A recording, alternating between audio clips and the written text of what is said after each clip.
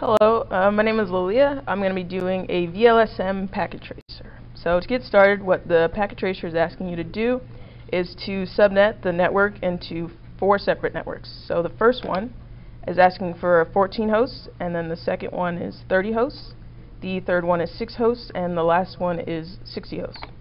So to start off, the network address that it gives us is a 10.11.48.0, which is a /24.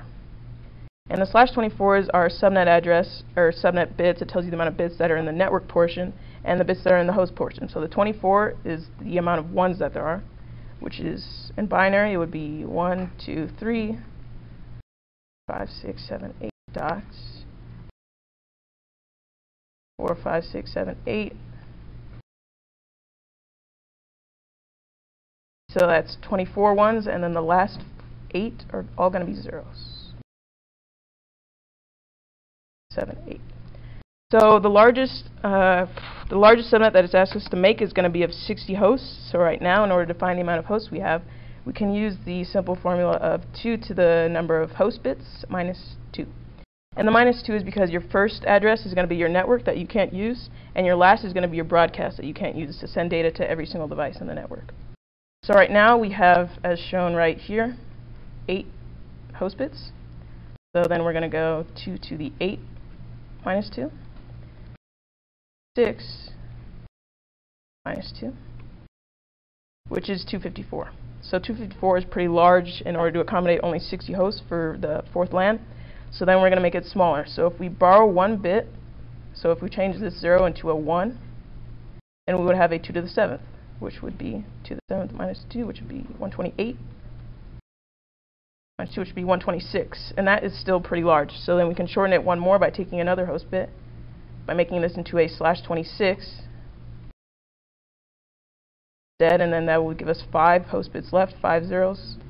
1, 2, 3, 4, 5. Oh, we made 1 extra here. Actually, 1, 2, 3, 4, 5, 6, 7, 8. Yeah. We made 1 extra. So then 2 to the 5th minus 2 is going to be, oh no, 2 to the 6th. That's where I messed up. 2 to the 6th, that one should be a 0. 2 to the 6 minus 0, that's going to give you 64 minus 2, which is going to give you 62. So 62 is fine for a 60 host. It's only have 2 extra that you're not going to be using. So to change this network from 10.11.48.0/24, it's going to be changed into a 10.11. It's the same IP address, but the subnet mask is different for the first one, /26. So instead of having the original 254 hosts, now it has only 62 hosts. And then in order to find out how many new networks that you made, you look at how many host bits that you took, which we took 2 of them. And then we just do 2 to the number of borrowed bits. So that's 2 to the 2. So that's 4 networks. So this is only our first one that we have right here.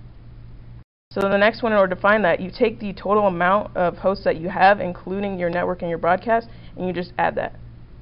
So then your next network is going to start at 10.11.48.64/26.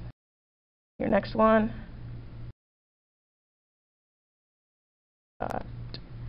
128/26, and your last one is going to be 10.11/26.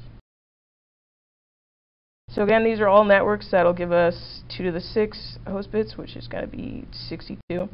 So we only need 1 of these to accommodate the switch 4 LAN right here. So we're just going to pick 1 of them. We'll just go with the first one right here. This one, we'll call this SW4. So then you're going to go to your next largest subnet that you want to create, which is going to be SW2 right here. And that one's going to require 30. So we can take 1 of the /26s and make that one even smaller with the variable length subnetting. So we're going to take the second one.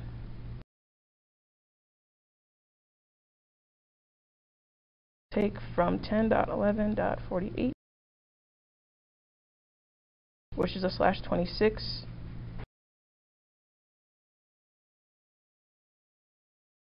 So then we're going to just borrow 1 bit. So if we borrow 1 bit, it'll change into a /27, which will give us 5 host bits. So going again with the formula, 2 to the 5 minus 2, 32 minus 2, be 30. So that one would perfectly fit the amount of hosts that we need, 30 and 30. So that's what we're going to go with.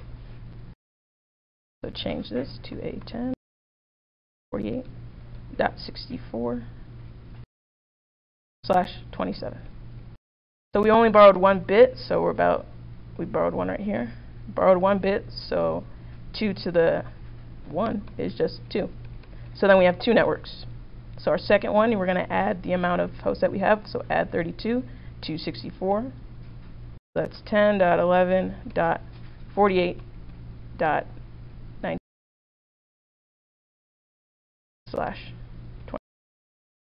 So now this one, it in a sense doesn't really exist, as we've made it into these 2, which cover the same space, address space as the first one. Just like this initial one was split into these 4. So now we have a good enough size to make the SW2. So we'll take just one of these because we only need 1.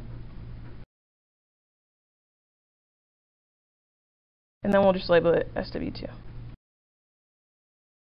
So the next size that we're going to need is a 14. So then we can cut down the second one that we have to make it even smaller. So right now we have a /27. If we borrow 1 bit, we can make it into a /28, which would give us 4 host bits. So you formula 2 to the 4 minus 2. 4 is going to give us 16 minus 2 is going to give us 14 usable hosts. So then we change this one. Well, that's perfect because 14 for switch 1. So that's 10.11.48.96/28. And then to add the next network, we're going to add 16 to this number. This 16 right here. 11.48.112/28. So then we'll just pick one of these for the 14. Pick this first one.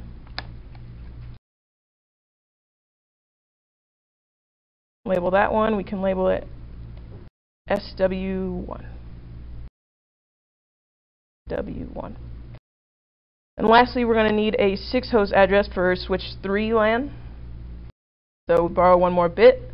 That would change that to a /29 with 3 host bits. So 2 to the 3 minus 2, 8 minus 2, which would be 6 usable hosts. Perfect. And 11.48.112/29.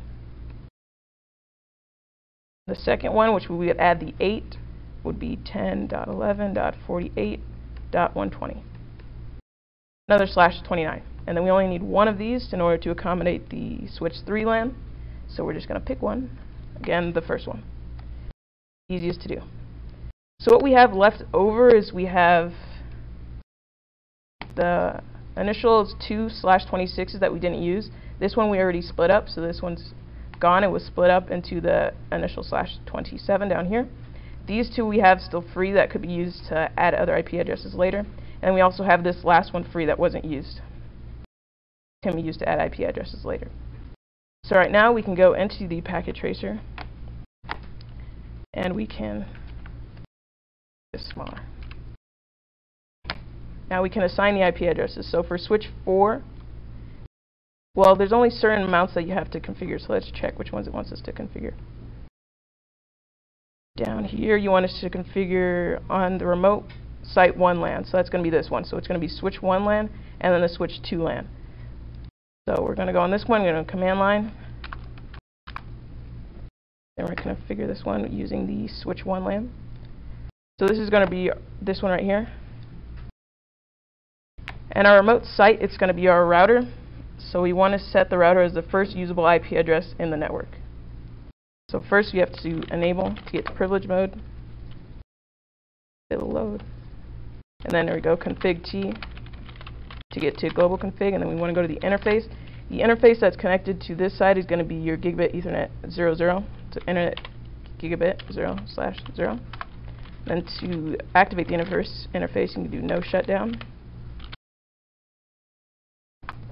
There you go, you can see the lights turned on. And then to set the IP address, you just do IP address. And then you put in the IP address, which is 10.11.48.97. Since the name of the network is 96, you're going to add 1, and that'll give you your 97. And then you have to put in your subnet address, which is the /28. It's like these binary bits, you're taking 28 of these. So in the first octet, you'll have 255, 255, 255. And then the last one, you're taking 4 extra bits, so that's going to give you a 240. 255.255.255.240. And that one's configured. And the next interface you want to configure is the switch 2 side, which is going to be gigabit Ethernet 01. So then switch the interface, you get 0/1. IP address. Gonna be so switch 2. That's this one that we made here. So we're gonna take the first usable, which should be always be your router, 10.11.48.65, and then your subnet address is a /27. So instead of 240, you're only using 3 binary bits in the first one, so that's going to be a 224. And then no shutdown again to activate the interface. So that's the first one. The remote site 1 is now configured fully. This lab does not ask you to configure every single device, only certain devices. So the next one that we have to configure is switch 3, including the default gateway, which is going to be the router. So switch 3. Then the IP address we're going to put to the switches is going to be the second usable IP address. So enable config T. Now on routers, you want to configure it's a virtual interface, so interface LAN, VLAN 1. So the one we have is switch 3. This last one that we made, I believe, because it's the smallest. Yeah, switch 3 is going to be your smallest, so it's going to be this last one that we made right here. So the IP address, that's going to be the first usable, or the second usable for routers, .48.114. Since 113 would be your router. And then it's a /29, which would be a 255.255.255.248 after the binary conversion of the bits. We can input that. 5.255.255. And no shutdown again to activate that. And then we're going to exit back into global configuration, and then to set the router or the default gateway, which is going to be this router right here, you have to put the IP address of that. So the IP, that would be default IP default gateway.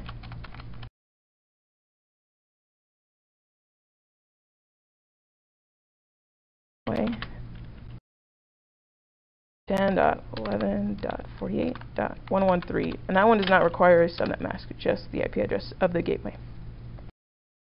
So that's set, and then lastly, what needs to be set is a PC, I believe. Yeah, user 4 has to be set, including the default gateway. User 4 is going to be in the 4th LAN, so then the IP address that we're going to be using is going to be in this first one right here, the /26. So for the PCs, you go to desktop and go to IP configuration, then you input your IP address. It's a 10.11.48. Let's see what it wants us to use for the, let's just put in 25. Let's see what it wants us to actually use for the PCs. For hosts, it's kind of the last usable IP address. So this LAN goes up to 64 hosts. So the last IP address in the subnet would be a .63, which is where it ends, but that would be your broadcast. So then you're going to go back up 1, you're going to do a .62. That's what we would assign to this one. So 10.11.48.62. Then your subnet mask, which is a /26, would only be, say, 255.255.255 dot only uses bits 192. 255.255.255.192. Your default gateway is going to be your first usable, so that would be 10.11.48.1. So that one's all set. And if we look, we have full completion. So variable-like subnetting allows you to subnet into more subnets than with just regular, where you would have to have them all of the same size. You can have varying sizes for your certain subnets. And that's it.